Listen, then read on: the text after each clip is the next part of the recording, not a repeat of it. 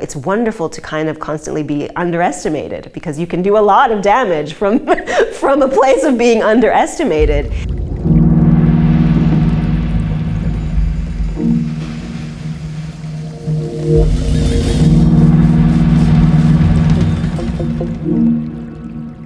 Ik kende het werk van Pamela al jaren en recent kwam ik er ook nog achter dat ze intussen naar Den Haag is verhuisd, eigenlijk heel toevallig.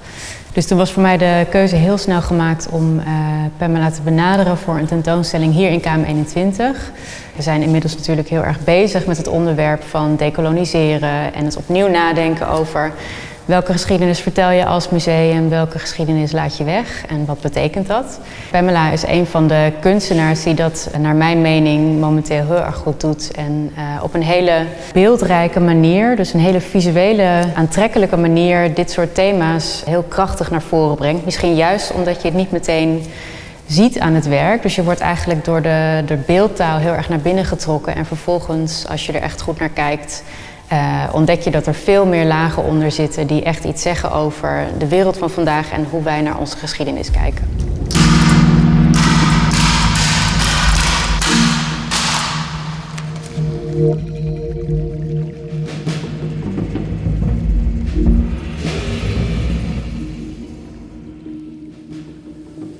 I was really excited to receive the invitation from Yasmijn at KM21 to do something in their space. And what really sort of piqued my interest was when she suggested that I might have access to some of the other research materials and objects and pieces from the collection from the Kunstmuseum next door.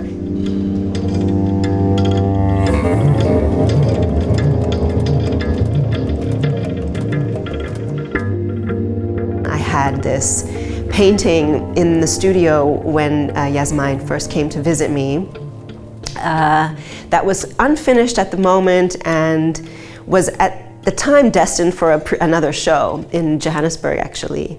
And in the end I ended up not using that drawing because it felt kind of incomplete. There was something that didn't feel right about the composition, about the scale, and then sort of the worlds collided when Yasmijn invited me to have a show here and we talked about this permanent collection, and immediately I thought about this giant drawing that had kind of been pulled out of the show, and I wondered if maybe this might be what it needed, that it needed kind of a fuller installation that really brought this kind of image into space in a much more theatrical way. And this is what I tried to do with the piece called Exit Permit in the exhibition.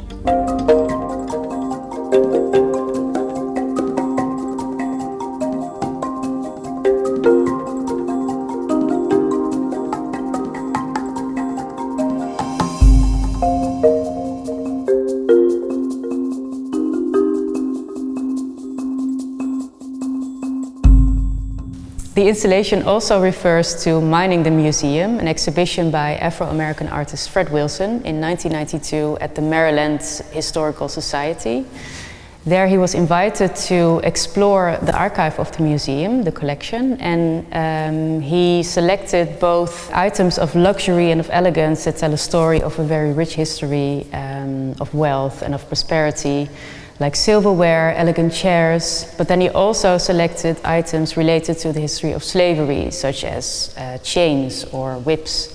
What happens when you just sort of suggest something by placing one object next to another, that objects, you know, much like in my drawings where there's kind of the history of every gesture that I make is in the drawing. I love how archival objects carry with them this really powerful residue of their origins, of their design making, but also the kind of history of every way that it has been touched, manipulated, used, or misused. And so to kind of drag those specificities into this installation is so powerful and more than I could really invent in any other way. I think Fred Wilson's work also does this really important task of speaking back to the institution, of trying to identify importance or value or a kind of hierarchy of value in what is present and what is absent. And I find that to be a really powerful form of institutional critique.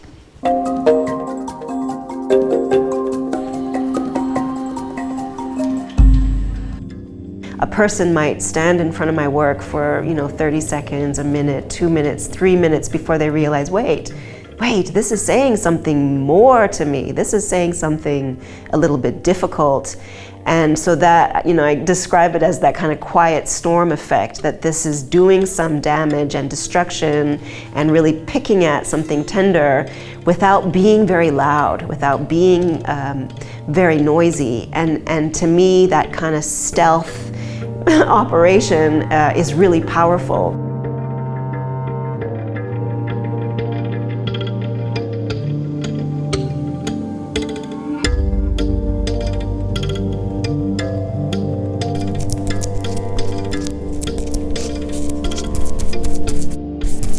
At the time that I was starting to kind of really make my work, figuration was still like a little bit old-fashioned. It's been really exciting to see kind of figurative work have a decline and then a kind of a resurgence in the time that I've been making work. And so at the time that I started, it was very unpopular to kind of make figurative work. And yet I persisted, yet there was something about the figure and about story that continued to kind of hold me, even as I was doing this very old-fashioned thing or out of style thing.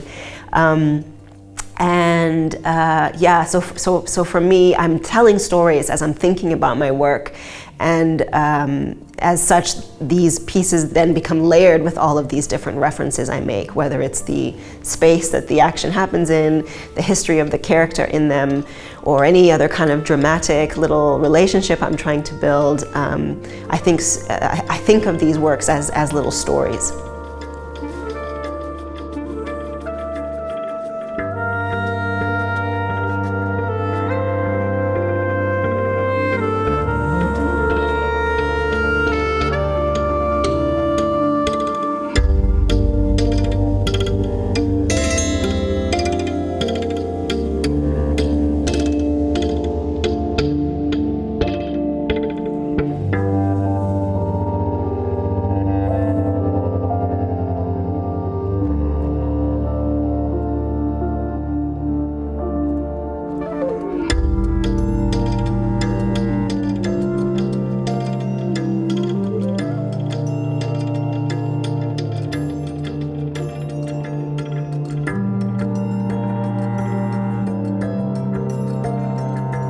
As I look at this image and kind of the floor falling out from under this figure, and again that kind of broken up landscape in the background, I realize that part of the drama that I build in these images really relies on these kind of fault lines where information is interrupted, or story is interrupted, or a figure is even interrupted. I find that a really useful tool. Is it also a reference to like the fragmentation of memory? Yeah, that's a good question. Yeah, I think the way that I grew up moving so much and sort of putting together a personal history that spans a lot of different places, cultures, geographies. In my early works, I was really relying on collage as a technique to kind of put an image together.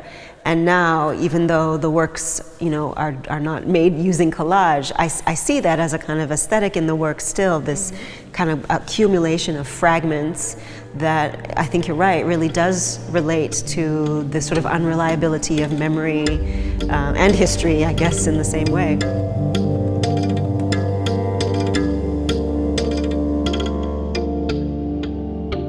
When I began making work, I really, and I still do, think of myself as a drawer. And so the earliest work was, of course, on paper. Paper is a wonderfully accessible surface because it's smooth and it accepts kind of a variety of materials. And I felt very at home working on paper. But then very quickly there becomes this limitation. The fragility of paper means that it then often has to be shown behind glass or framed.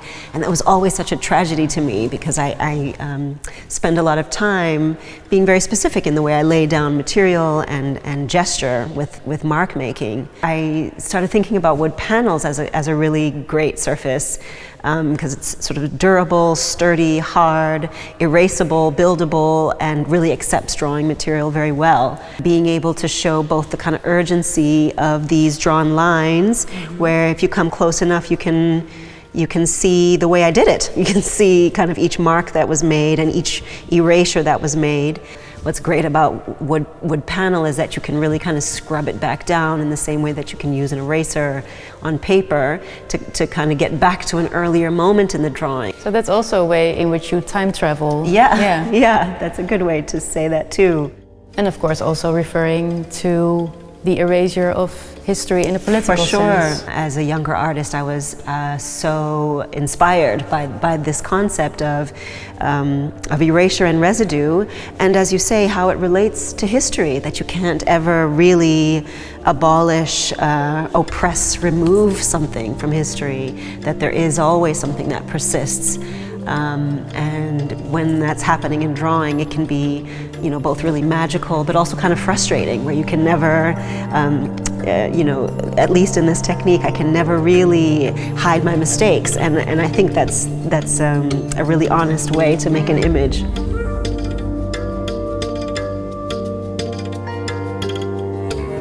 I recognize that I've also always been interested in the kind of political implications of home and belonging, and how, you know, as I stand right now, you know, living in a time when this very simple idea of belonging and home is fraught and bloody and full of violence and injustice. And as someone who's kind of personally experienced the pain that comes along with being told that you don't belong, or having to kind of constantly apply to belong somewhere, it's an issue that really kind of slices into our most intimate parts, actually. And so yeah, I think the characters in my work and the stories in my work at the heart are about this kind of constant longing for a rootedness or a kind of belongingness that maybe always kind of slips away.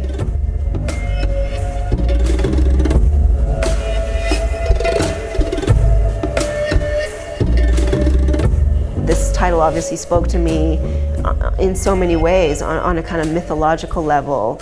This idea of kind of the gods playing out our lives down here on Earth, but I think also in terms of structures of power. So if the gods are whatever structure of power it is, be it, you know, the actual gods, or, you know, political leaders or religious leaders or sort of societal structures, whatever that system of power is, being the god, and that makes all of us kind of the underdogs, the ones trying to come up from under this sort of system established by those in power.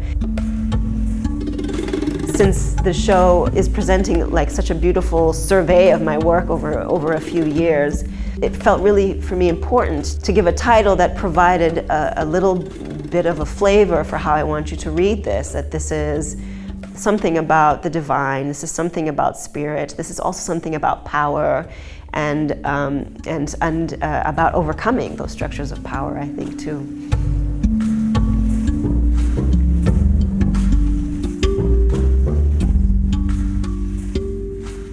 For me, I'm trying to find how do I invite people to see something that they recognize in their own experience, in their own life, in their own pain, and yet do it in my most authentic voice, so my most sort of personal voice.